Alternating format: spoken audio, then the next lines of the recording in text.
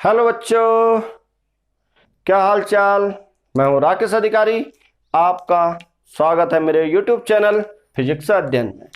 देखिए बच्चों, अनुगमन वेग तथा विभवांतर में संबंध। अब आपको हम प्रीवियस लेक्चर में बता चुके हैं अनुगमन के वेग क्या है, ठीक है, पूरा बता चुके हैं। अब विभवांतर, इनमें संबंध देखिए, ध्यान से देखिए। P और Q एक कोई चालक तार है, पी क्यू, ठीक है। इसकी लंबाई मैंने मान ली L लंबाई का है। इसके सिरों पर विभवांतर लगा रखा है। विभव क्या है? V, यानी बैटरी से जोड़ दिया है इसको, ठीक है। ये नेगेटिव टर्मिनल है Q वाला इसके बैटरी के नेगेटिव टर्मिनल से जुड़ा है और P वाला बैटरी के पॉजिटिव टर्मिनल से, ठीक है। तो देखिए वैद्युत क्षेत्र कहां से कहां की ओर होगा? P से Q की ओर।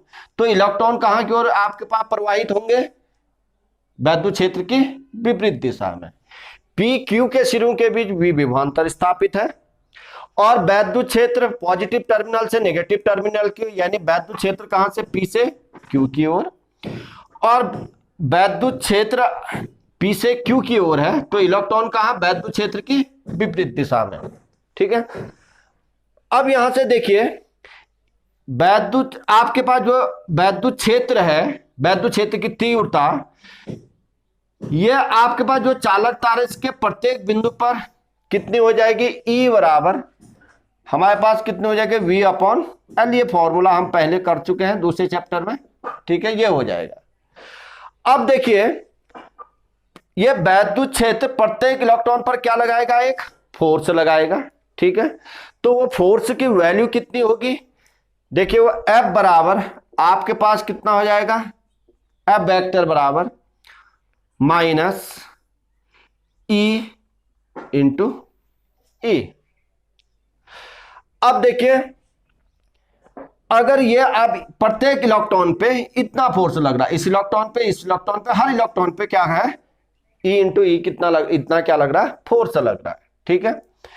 अब देखिए, अब तो ये जो आपके पास फोर्स लग रहा है, तो ये फोर्स क्या करेगा?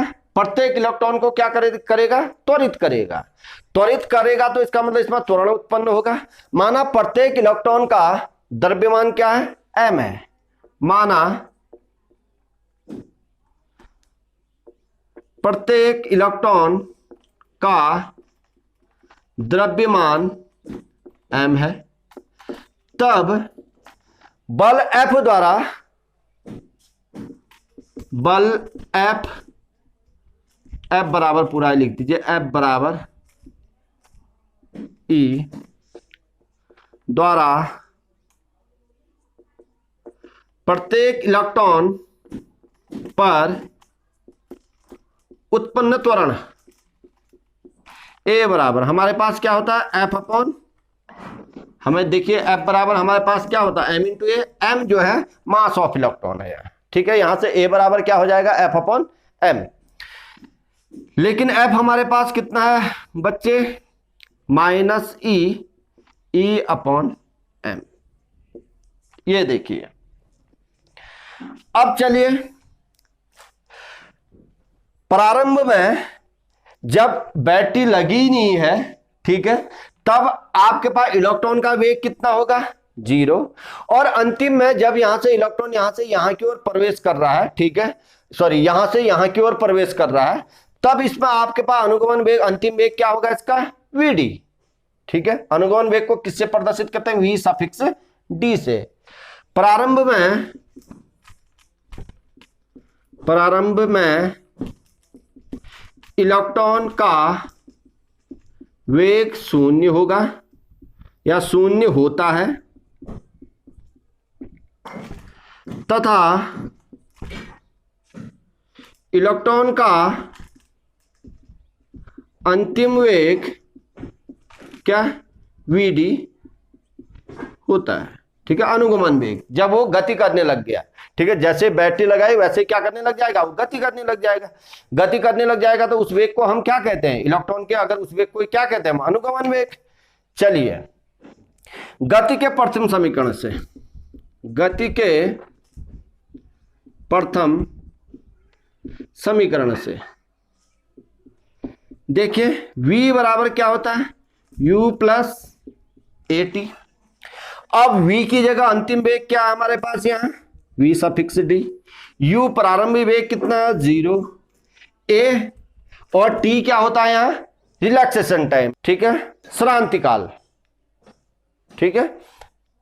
यानी देखिए अंतिम वेग क्या है हमारे पास, अनुगमन वेग vd, प्रारंभिक वेग हमारे पास कितना है 0, और आपके पास ये त्वरण, और t यानी टाइम, टाइम को यहां कहते हैं श्रांति काल, इसको टाउ से प्रदर्शित करते हैं तो टाउ लिखेंगे t की जगह, ठीक है, श्रांति काल। अब श्रांति काल क्या होता है, ये पूरा अनुगमन वेग क्या होता है ये मैंने प्रीवियस लेक्चर में पढ़ा रखा है, उसको देखिएगा जरूर, ठीक है। अब देखिए vd, यहां से a की जगह वैल्यू रख देता हूं मैं minus e tau upon m। देखिए a की वैल्यू रख दी मैंने। अब यहां से देखिए बच्चों vd बराबर माइनस ई टाउ ई अपॉन m। समीकरण एक से वेक्टर में लिखिएगा, समीकरण 1 से e का मान, इसको समीकरण 2 मान लेते हैं, समीकरण 2 में रखने पर e का मान, समीकरण 1 से e का मान समीकरण 2 में रखने पर रखिए vd minus e tau, e की जगह क्या था v अपॉन l, तो vd बराबर minus e v tau upon m l। अगर इसका मैं क्या मैग्नीट्यूड लूं, e v tau upon m l. देखिए vd बराबर e v tau upon m l, ये निकल गया बच्चों, बहुत सरल सा था, इसको आप ध्यान रखिएगा, आगे डेरिवेशन में बहुत जगह ये आपका क्या होगा काम आएगा।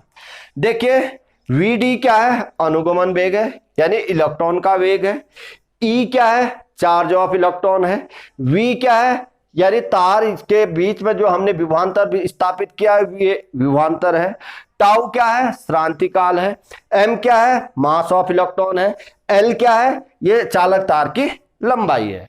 ठीक है बच्चों, ये बहुत सरल सा था, छोटा सा था, ये आपको उम्मीद करता हूं बड़े अच्छे से समझ में आ गया। इसके बाद बहुत परीक्षाओं में पूछा भी जाता है बोर्ड एग्जाम में, ठीक है। इसके बाद हम जो पढ़ेंगे वो पढ़ेंगे अनुगमन वेग तथा धारा में संबंध। ये वाला क्या था अनुगमन वेग तथा विभवांतर में संबंध। देखिए ये इनके बीच ये संबंध स्थापित कर दिया। अब कभी भी ये आपके पास ये रिलेशन आपको मालूम होना चाहिए, ठीक है, ये आपके बहुत काम की चीज है। चलिए अब स्टार्ट करते हैं अनुगमन वेग तथा धारा में संबंध। देखिए बच्चों करते हैं स्टार्ट अनुगमन वेग तथा विद्युत धारा में संबंध। ध्यान से देखिएगा, ये PQ एक चालक तार है जिसकी लंबाई कितनी है L है, ठीक है। इसको बैटरी से हमने जोड़ दिया, P को हमने बैटरी के पॉजिटिव टर्मिनल से और Q को बैटरी के नेगेटिव टर्मिनल से जोड़ा। तो वैद्युत क्षेत्र इसके अंदर, ठीक है, चालक के अंदर वैद्युत क्षेत्र कहां की ओर होगा, P से Q की ओर, क्योंकि पॉजिटिव से नेगेटिव की ओर। तो प्रत्येक बिंदु पर वैद्युत क्षेत्र की तीव्रता E बराबर कितनी होगी बच्चों हमारे पास, E बराबर V अपॉन L, जो विभवांतर V स्थापित किया हमने इसके सिरों के बीच, ठीक है, चालक तार के सिरों के बीच V विभवांतर स्थापित किया है। अब देखिए इस वैद्युत क्षेत्र के कारण, ठीक है, तो इन सब पे क्या लगेगा, एक फोर्स लगेगा इलेक्ट्रॉन पे, मुक्त इलेक्ट्रॉनों पे। तो ये फोर्स लगेगा तो ये क्या करेंगे, गति करेंगे, उसी गति को हम क्या कहेंगे, अनुगमन वेग, ठीक है। तो वैद्युत क्षेत्र के, यहां से लिखिए वैद्युत क्षेत्र के प्रभाव के कारण प्रत्येक इलेक्ट्रॉन पर इलेक्ट्रॉन पर एक बल कार्य करेगा। वो बल कितना होगा, F बराबर कितना, E इंटू ई, ठीक है, जिस कारण इलेक्ट्रॉन क्या करेंगे, गति करेंगे।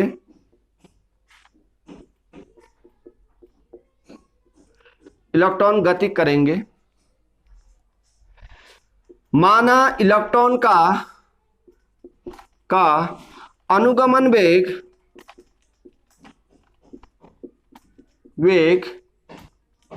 vd है।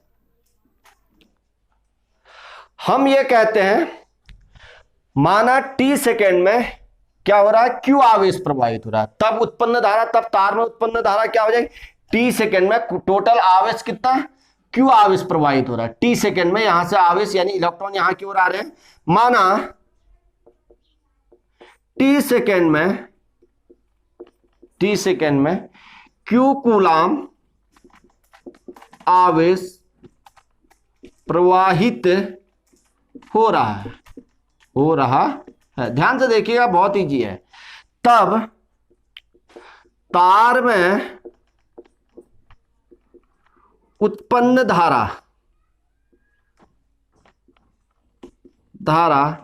I बराबर क्या हो जाएगा बेटे, Q/T। अगर t सेकेंड में आपके पास क्या हो रहा है, Q कूलाम आवेश प्रवाहित हो रहा है, ठीक है, तो एक सेकेंड में जितना आवेश प्रवाहित होता है उसी को तो धारा कहते हैं, तो t सेकेंड से भाग कर देंगे, ठीक है। इसको मैं समीकरण, चलिए इसको 2 मान लेता हूं, ठीक है, इसका 1 मान लेता हूं। अब एक बार और सुन लीजिए, प्रत्येक इलेक्ट्रॉन पर वैद्युत क्षेत्र के कारण एक फोर्स लगेगा। वो फोर्स क्या करेगा, इलेक्ट्रॉन को गति देगा, और वो इलेक्ट्रॉन किस वेग से गति करेंगे, अनुगमन वेग vd से गति करेंगे। सिंपल सा है, ठीक है। और वैद्युत क्षेत्र की तीव्रता कितनी होगी, V/L होगी, ठीक है। अब मैं मानता हूं, माना ये जो चालक तार है इसके प्रत्येकांक आयतन में, ठीक है, इसका आयतन कितना भी हो, प्रत्येकांक आयतन में इलेक्ट्रॉनों की संख्या कितनी है, n है, ठीक है। इसके प्रत्येकांक आयतन में इलेक्ट्रॉनों की संख्या कितनी है बेटे, n है, यानी इसको कहते हैं इलेक्ट्रॉन घनत्व, ठीक है। माना चालक तार के प्रत्येकांक आयतन में मुक्त इलेक्ट्रॉनों की संख्या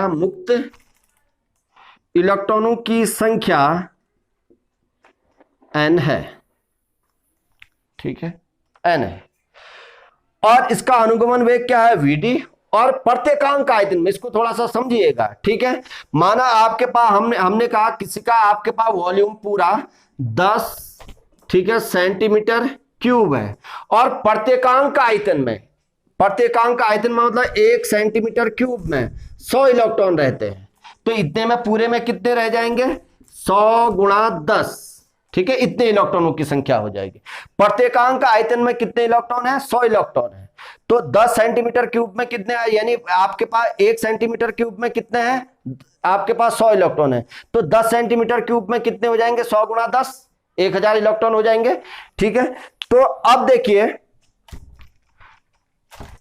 अब मैं कहता हूं 1 सेकेंड में तय किया गया आयतन, देखिए 1 सेकेंड में तय, इधर से थोड़ा सा समझिएगा, 1 सेकेंड में तय किया गया आयतन, तय किया गया आयतन, देखिए इसके अनुप्रस्थ परिच्छेद का क्षेत्रफल ये a मान लीजिए, ठीक है, और एक समान अनुप्रस्थ परिच्छेद का कोई चालक है, यानी इधर a है तो इधर भी a होगा, इधर भी a होगा, हर जगह, ठीक है, एक समान आपके अनुप्रस्थ परिच्छेद का चालक तार है। अब देखिए 1 सेकेंड में अनुगमन वेग vd, वेग होता क्या है, 1 सेकेंड में तय की गई दूरी, ठीक है, 1 सेकेंड में तय की गई दूरी को ही तो क्या कहते हैं, वेग कहते हैं। अब आयतन 1 सेकेंड में तय किया गया आयतन कितना हो जाएगा, क्षेत्रफल गुणा वेग, ठीक है, यहां वेग क्या काम करेगा, दूरी का काम करेगा, ठीक है। आयतन बराबर क्या होता है, लंबाई गुणा चौड़ाई गुणा ऊंचाई, यानी यहां आपके पास एक पूरा आपके पास क्षेत्रफल हो गया। देखिए, यानी दूसरे शब्दों में हम कह सकते हैं आयतन क्या होता है, क्षेत्रफल गुणा दूरी। ठीक है, अब यहां कहीं लिख लीजिए, माना तार के अनुप्रस्थ परिच्छेद का क्षेत्रफल ए है। ठीक है, इधर लिख लीजिए, माना, यहीं लिख देता हूं मैं, चलिए, माना तार के अनुप्रस्थ परिच्छेद का क्षेत्रफल ए है। तो 1 सेकंड में तय किया गया आयतन कितना हो जाएगा, ए इंटू वी डी। ए, फिर मैं कह रहा हूं, ए आपके पास क्षेत्रफल है, वी डी क्या है, दूरी। क्योंकि आपके पास वेग की परिभाषा क्या होती है, एकांक समय में तय की गई दूरी। आई बात समझ में? तो यह आपके पास क्या होगा, 1 सेकंड में तय किया गया आयतन, किसके द्वारा, इलेक्ट्रॉन ने जो 1 सेकंड में तय किया। ठीक है, अब प्रत्येकांक आयतन में आपके पास कितने हैं, n इलेक्ट्रॉन है। तो इतने आयतन में कितने इलेक्ट्रॉन होंगे, देखिए मैंने क्या कहा था, 1 सेंटीमीटर क्यूब में आपके पास क्या है, 10 इलेक्ट्रॉन है। तो 100 सेंटीमीटर क्यूब में, यानी 10 सेंटीमीटर क्यूब में कितने इलेक्ट्रॉन हो जाएंगे आपके पास, 10 गुणा 10। ठीक है, यहां 100 मान के चलिए, तो आपके पास हो जाएगा 10 गुणा 100, 1 सेंटीमीटर क्यूब में। ऐसे ही 1 सेकंड में तय किया गया आयतन ये है। एक आपके पास प्रत्येकांक आयतन में मुक्त इलेक्ट्रॉनों की संख्या कितनी है, n है। तो हम कहेंगे 1 सेकंड में आपके पास क्या, 1 सेकंड में गुजरने वाले इलेक्ट्रॉनों की संख्या। ठीक है, इलेक्ट्रॉन प्रवाहित होंगे ना, तो 1 सेकंड में प्रवाहित होने वाले इलेक्ट्रॉनों की संख्या। चलिए यहां लिखते हैं, 1 सेकंड में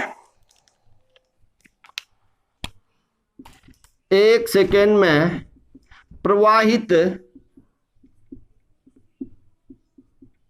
होने वाले इलेक्ट्रॉनों की संख्या, ध्यान से देखिएगा। अब देखिए, प्रति सेंटीमीटर क्यूब यानी प्रत्येकांक आयतन, ठीक है, सेंटीमीटर ही जरूरी है, प्रत्येकांक आयतन में n इलेक्ट्रॉन है। तो इतने आयतन में कितने होंगे, गुणा हो जाएंगे। ठीक है, इससे आपके पास n का गुणा हो जाएगा। तो 1 सेकंड में प्रवाहित होने वाले इलेक्ट्रॉनों की संख्या बराबर हमारे पास हो जाएगा NaVd। अगर t सेकंड में प्रवाहित होने वाले इलेक्ट्रॉनों की संख्या कितनी हो जाएगी, देखिए t सेकंड में प्रवाहित होने वाले मुक्त इलेक्ट्रॉनों की संख्या कहिए या इलेक्ट्रॉनों की संख्या कहिए, क्योंकि मुक्त इलेक्ट्रॉन ही प्रवाहित होंगे, की संख्या NaVd इंटू टी। यहां थोड़ा इन दो में आपके पास बच्चों को समझने में थोड़ा परेशानी होगी, इधर इधर इधर इधर तो देखो कोई दिक्कत नहीं है। अब आपके समझ में आ गया, 1 सेकंड में तय की गई दूरी ही आपके पास क्या होता है, वेग। तो ये Vd यहां दूरी का काम कर रहा है, क्षेत्रफल है, क्षेत्रफल का दूरी से गुणा करेंगे तो हमारे पास 1 सेकंड में तय किया गया आयतन आ जाएगा बच्चों। ठीक है, अब देखिए 1 सेकंड में प्रवाहित होने वाले इलेक्ट्रॉनों की संख्या और प्रत्येकांक आयतन में, ठीक है, n इलेक्ट्रॉन प्रवाहित हो रहे हैं। तो n आपके पास मुक्त इलेक्ट्रॉन है, यानी वो प्रवाहित होंगे। तो आपके पास इतने आयतन में कितना होंगे, ठीक है, n से क्या कर देंगे, गुणा कर देंगे। ऐसे समझिए, अगर आपके पास ये कहिए 1 सेंटीमीटर क्यूब में 100 इलेक्ट्रॉन है, तो आपके पास 100 सेंटीमीटर क्यूब में आपके पास कितने हो जाएंगे, 100 गुणा 100 ये हो जाएंगे। या आपसे यही आ जाता 0.5 सेंटीमीटर क्यूब में कितने हो जाएंगे, तो आपके पास क्या करेंगे, 100 गुणा 0.5। ठीक है, तो ये आपके पास ये तरीका है। ठीक है, अब देखिए, अगर 1 सेकेंड में इतने इलेक्ट्रॉन प्रवाहित हो रहे हैं, ऐसे मान के चलिए 1 सेकेंड में 10 इलेक्ट्रॉन प्रवाहित हो रहे हैं, तो 100 सेकेंड में क्या हो जाएंगे आपके पास, 10 गुणा 100 हो जाएंगे, तो 100 गुना अधिक हो जाएगा। ऐसे ही t सेकेंड में प्रवाहित होने वाले इलेक्ट्रॉनों की संख्या जो इतना है, इसमें हमने क्या कर देंगे, t का गुणा कर देंगे। अब देखिए t सेकेंड में अनुप्रस्थ परिच्छेद से, चलिए ये आपके पास अनुप्रस्थ परिच्छेद यहां से या यहां से, कोई भी अनुप्रस्थ परिच्छेद मान के चलिए इसी को मान लीजिए, क्या दिक्कत है। अब देखिए t सेकेंड में प्रवाहित होने वाले इलेक्ट्रॉनों की संख्या तो ये है, इलेक्ट्रॉनों की संख्या निकली है अभी, 10 है, 50 है, 100 है, 400 है, 500 है। तो तो टी सेकेंड में अनुप्रस्थ परिच्छेद यानी किसी भी पूरे एरिया से इस एरिया से इस एरिया से इस एरिया से प्रवाहित होने वाले इलेक्ट्रॉनों, आपके पास प्रवाहित होने वाला आवेश कितना होगा। ठीक है, अब देखिए टी सेकेंड में अनुप्रस्थ परिच्छेद या परिच्छेद क्षेत्रफल लिख देते हैं, परिच्छेद क्षेत्रफल से प्रवाहित होने वाले इलेक्ट्रॉनों, प्रवाहित होने वाला कुल आवेश, कुल आवेश। देखिए Q बराबर टी सेकेंड में परिच्छेद क्षेत्रफल से प्रवाहित होने वाला आवेश। देखो टी सेकेंड में इतने इलेक्ट्रॉन प्रवाहित हो रहे हैं। अब इसको न्यूमेरिकली समझिए, माना आप कहें टी सेकेंड में कितने आपके पास है, ये इलेक्ट्रॉनों की संख्या है, 500 इलेक्ट्रॉन प्रवाहित हो रहे हैं। तो टी सेकेंड में आवेश कितना प्रवाहित होगा, एक इलेक्ट्रॉन पर आवेश कितना होता है 1.6 into 10 to the power -19 coulomb, ये होगा। इसी को हम यहां 1.6 into 10 to the power -19 coulomb ना लिख के ई लिखेंगे, यानी ई बराबर हमारे पास कितना होता है 1.6 into 10 to the power -19 coulomb. तो अब देखिए यहां हम लिख सकते थे 500 ई। ठीक है, ऐसे आपके पास टी सेकेंड में इतने इलेक्ट्रॉन प्रवाहित हो रहे हैं, तो आवेश कितना प्रवाहित हो जाएगा, देखिए NaVdT इंटू ई, एक इलेक्ट्रॉन का जो आवेश है 1.6 into 10 to the power -19 coulomb. ठीक है, तो इसको Q बराबर हम क्या लिख सकते हैं NeaVdT। अब देखिए Q का मान समीकरण 2 में रखिए तो हमें धारा निकल जाएगी।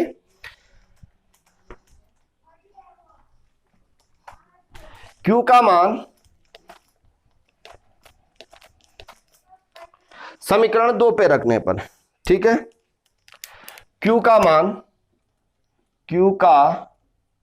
मान समीकरण 2 में रखने पर, रखिए हमारे पास I बराबर क्या था Q/T, Q की जगह रखिए NeaVd, आपके पास अनुगमन में V सफिक्स D है, इंटू T बटे T से T कैंसिल, I बराबर हमारे पास NeaV सफिक्स D, ये हमारे पास आ गया। देखिए ये हमारे पास धारा और अनुगमन वेग में संबंध, ये अनुगमन वेग है, ठीक है, ये धारा है। I क्या है, प्रवाहित धारा, N क्या है, इलेक्ट्रॉनों की संख्या प्रत्येकांक आयतन पे, E क्या है, इलेक्ट्रॉन पे आवेश, A क्या है, चालक तार का अनुप्रस्थ परिच्छेद का क्षेत्रफल, Vd क्या है, इलेक्ट्रॉनों का वेग, जिसे हम क्या कहते हैं अनुगमन वेग। ठीक है बच्चों, बहुत प्यार से आपके समझ में आ गया होगा। ठीक है, उम्मीद करता हूं एक एक चीज आपके समझ में आ रही होगी। ठीक है, और आपको वीडियो अच्छी लगे तो दोस्तों को अधिक से अधिक लोगों तक, अपने दोस्तों को शेयर करिएगा। जय हिंद, जय भारत, वंदे मातरम।